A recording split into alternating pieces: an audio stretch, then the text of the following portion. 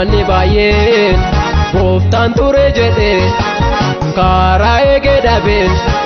kaakunsaas bubbulee abdii kutee rafaa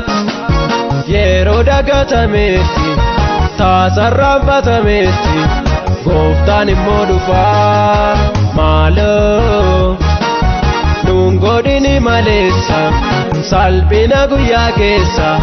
baanee mana kee keessa gaara mobowwaadhaa kattaa jabaani seessa eessa dhokadheen eessa miliqeen eenyut baqadheen eessa dhokadheen guyyaa sana dabarsaa.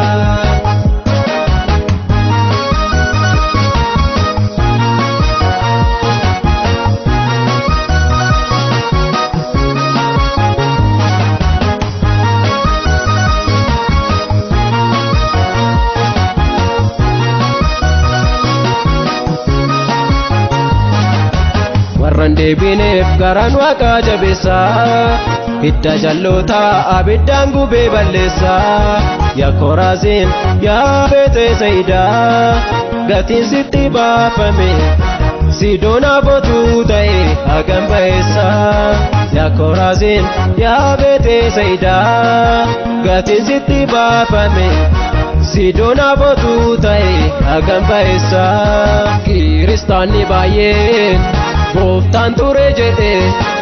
karaa eegee dhabee kaakunsaas bubbulee abdii kutee rafaa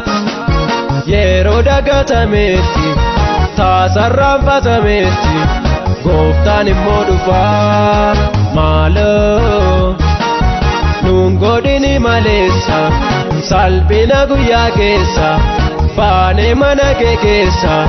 gaara mobowwaadhaa kattaa jabaani seessa eessa dhokadheen eessa miliqeen eenyut baqadheen eessa dhokadheen guyyaa sana dabarsaa.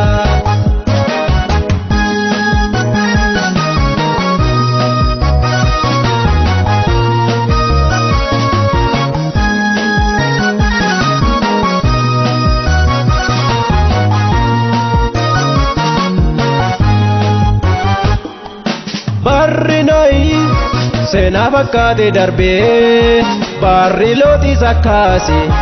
dhugaa nutti hin fakkaanne meencaaliin barri keenya meeqan keenya tobbeenna qormaanni jalallii ootuu nu kenname hagam keenya milkoomna meencaaliin barri keenya meeqan keenya tobbeenna qormaanni jalallii ootuu nu kenname hagam keenya milkoomna. Kiristaanni baay'een gooftaan ture jedhee karaa eegee dhabee kaakunsaas bubbulee abdii kutee rafaa yeroo dagatameetti taasarraanfatameetti gooftaan immoo dhufaa maaloo nuun godhini maleessa salphina guyyaa keessa baanee mana kee keessa gaara mobowwaadhaa kattaa jabaani seessa eessa dhokadheen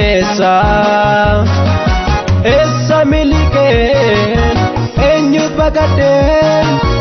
eessa dhokadheen guyyaa sana dabarsaa.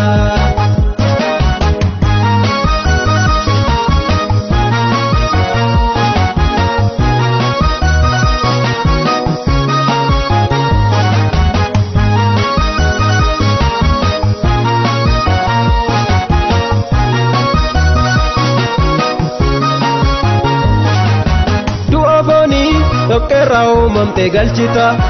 hafuurri kee kennaa waaqayyooti galfata nyaatanii imaanaa deebisu kennaan urka jiru nu gaafachuun niisu galfata nyaatanii imaanaa deebisu meetiin urka jiru nu gaafachuun niisu gaafachuun nisu nu gaafachuun nisu gaaf tokko nu gaafachuun nisu si gaafachuun nisu si gaafachuun nisu